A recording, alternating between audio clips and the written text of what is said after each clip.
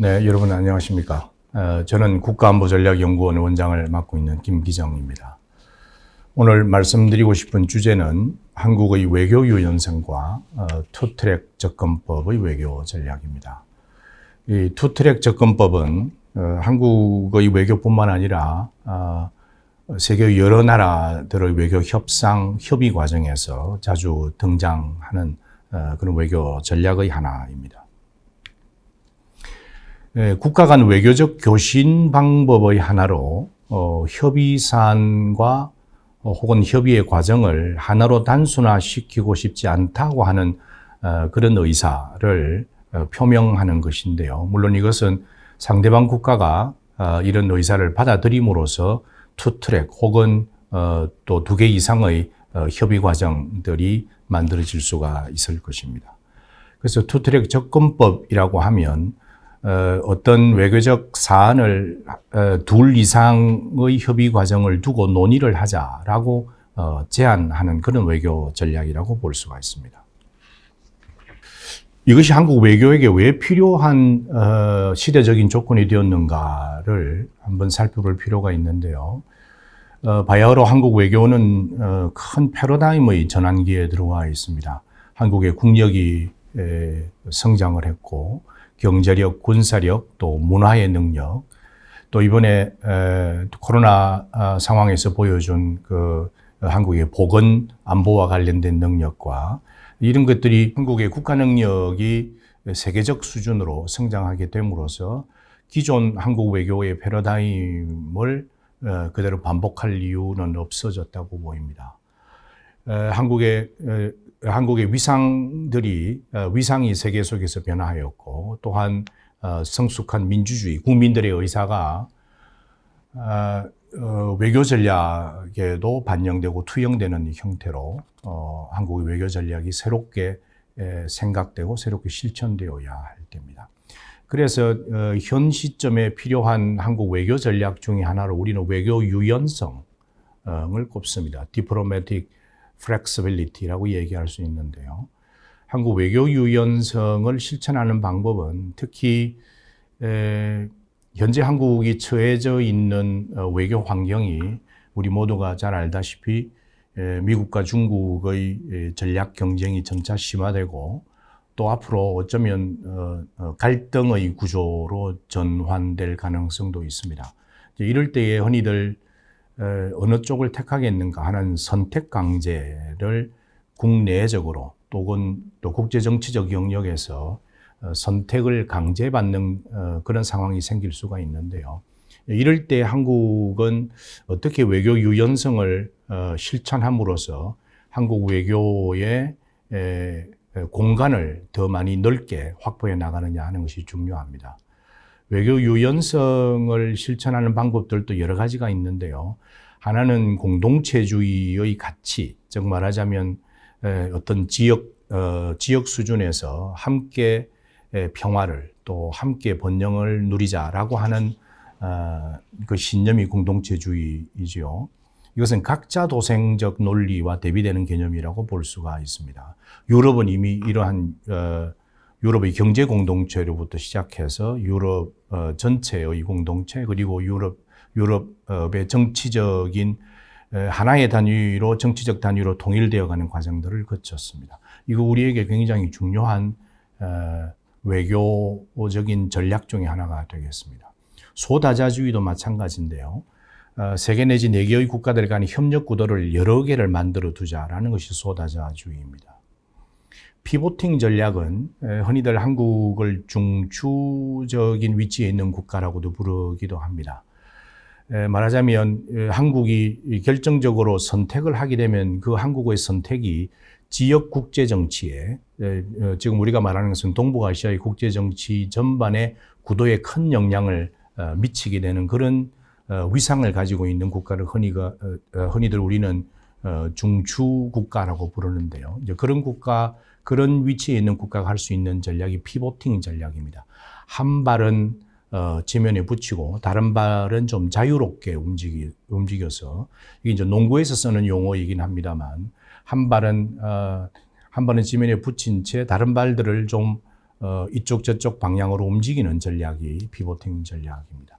그것과 더불어서 생각해 볼 수 있는 전략이 바로 투트랙 접근 전략이라고 볼 수 있습니다. 트랙이라고 하는 말은요, 사전적 의미로서는 길이라는 뜻입니다. 뭔가 외교적 사안들이 협의되고 소통되는 길이라는 뜻인데, 이것에는 두 가지의 의미가 있습니다. 하나는 국가와 국가 사이에 외교적인 교신의 층위 혹은 협의가 되는 층위, 레벨을 얘기하는 것이고요. 또 하나는 소통의 경로, 말하자면 path라는 뜻이 있겠죠. 혹은 채널이라는 뜻도 있습니다. 이럴 때 모두가 다 우리가 트랙이라는 말을 쓰는데요.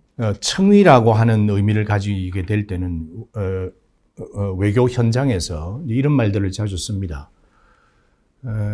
트랙 1의 협의 과정을 거쳤다, 혹은 트랙 1.5의 협의 과정을 거쳤다 이러는데요. 트랙 1은 공식적으로 정부와 정부 사이의 공식 대화 채널을 얘기하는 것이고요. 트랙 2는 민간 수준에서 협의되는 층위를 얘기합니다. 그 중간에 위치하고 있는 것이 트랙 1.5입니다. 방관 반민, 정부도 일정 정도 참여하고 주로 민간 전문가들 간의 협의 구조, 이런 것들을 트랙 1.5라고 부릅니다. 트랙을 외교적인 사안이 협의되는 채널 혹은 소통 구조라고 생각을 했을 때 원트랙과 투트랙을 구별을 해서 설명을 할 수가 있을 겁니다. 원트랙은 말 그대로 많은 이슈가 있음에도 불구하고 그것을 하나의 소통 또 혹은 하나의 협의의 통로로 통일시킨다는 것이 원트랙의 접근법인데요. 원트랙 접근법은 이미 국제정치의 현장에서도 자주 언급이 되는 협상 기술 중에 하나로도 사용되고 있습니다. 이를테면 발목 잡히기 전략이라는 것이 있는데요. 영어로는 tying hands입니다.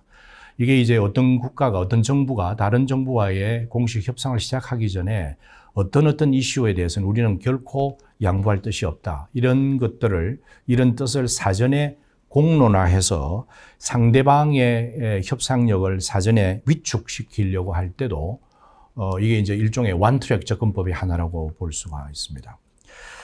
또 혹은 연계 전략도 여기에 해당이 되는데요. 2개 이상의 이익을 가지고 있는 사안들이 있는데 이것을 하나의 사안으로 합치는 것, 이것은 이제 일종의 연계 전략입니다. 이를테면 안보 이슈가 있고 경제 이슈가 있는데 지금 경제적인 사안을 논의해야 되는데 뭔가 상대방이 약점이 보이는 사안이 안보 전략이라면 경제 전략과 안보 전략을 의도적으로 연계해서 역시 상대방의 협상력을 위축시키고 나의 협상력을 높이려고 하는 전략, 이게 이제 일종의 연계 전략이라고 볼 수 있습니다.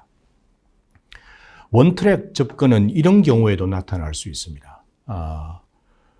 외교 문제를 국내 정치적 목적으로 활용하려고 하는 경우에 뭔가의 국내 정치의 목적에 맞는 조건들을 입구에 세워두는 것이거든요. 그래서 어떤 정부가 혹은 구체적으로는 정권이 국내 지지자들을 정치적으로 동원해서 결집을 시키려고 하는 목적을 가지고 있을 때 일대 외교 이슈를 활용하는 방법이 되겠습니다. 이런 경우에는 대개 국내 지지자들을 향해서 하는 정치적 메시지가 아주 선명하게 드러나고 또 드러내려고 합니다. 단호한 결정으로 어떤 결기를 드러내는 방식으로 외교의 협의가 진행되게 되면 이제 이런 경우에는 아주 강력한 의지를 드러낸다는 측면과 그 의지를 드러내게 됨으로써 국내 정치 지지자들을 결집시키는 효과가 있다.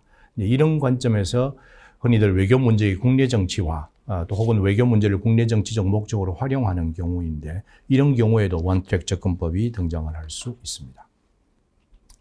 투트랙 접근법은 이런 원트랙 접근법을 피하는 것이 더 유리하다고 하는 판단에서 고안되고 또한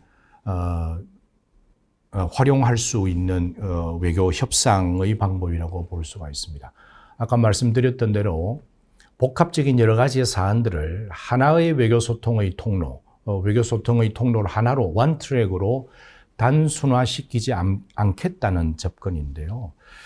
대개 이제 다음과 같은 이런 조건이 있을 때는 원트랙보다는 투트랙이 훨씬 더 유리할 수 있다고 하는 일반론적 논의를 몇 가지 말씀을 드리겠습니다.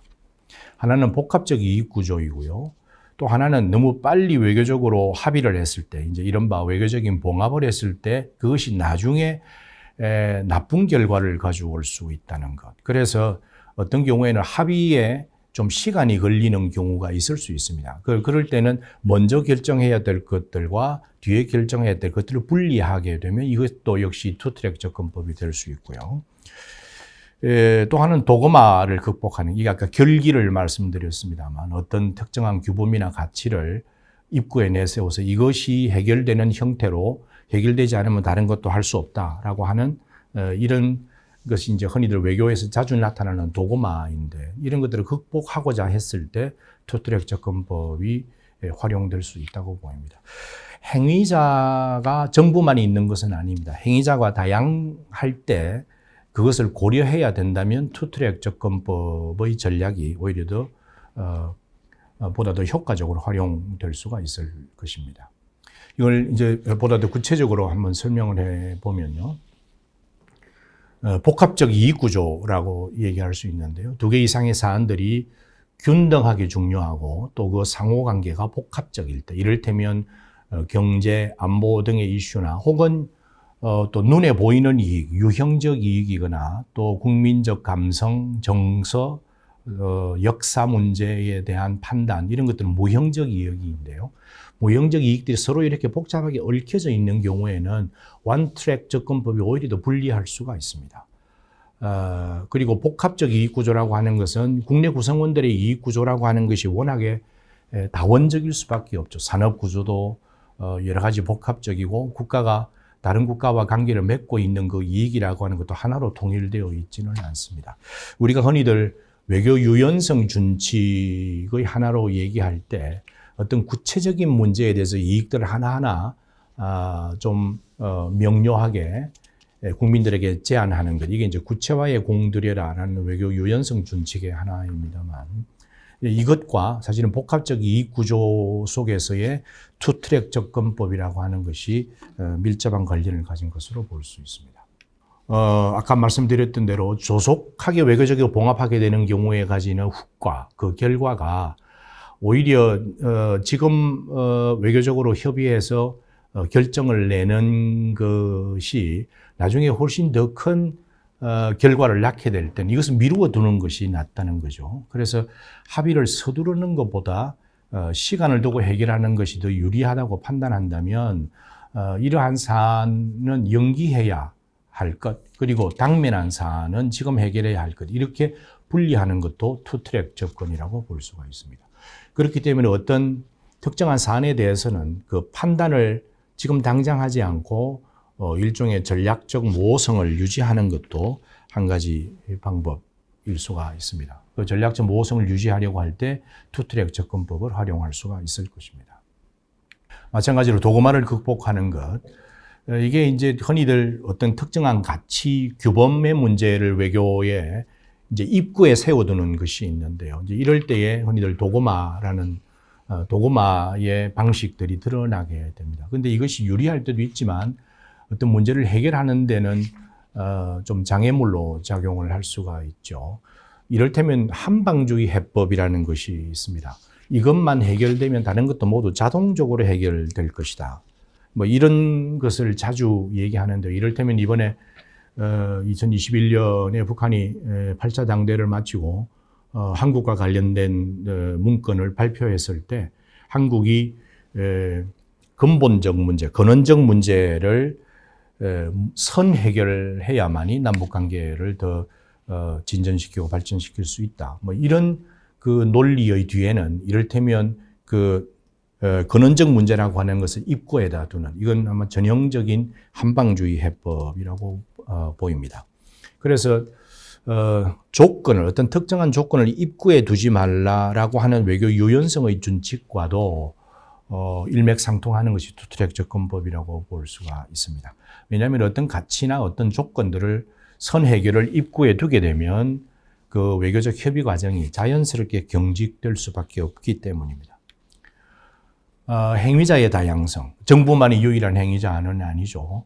국가와 국가 사이의 문제 해결에 물론 정부의 합의가 어떤 영역은 해법을 제공할 수는 있지만 또 어떤 경우에는 완벽한 해법을 제공하지 못하는 경우도 있을 수 있습니다. 그럴 때 특히 역사 문제 같은 것은 정부가 나서서 판단하기가 대단히 어려운 사안이거든요. 이럴 때에 행위자가 다양할 수밖에 없는 사안들은 오히려 투트랙 접근법으로 접근하는 것이, 투트랙 접근법을 적용하는 것이 조금 더 유리하다고 볼 수가 있습니다.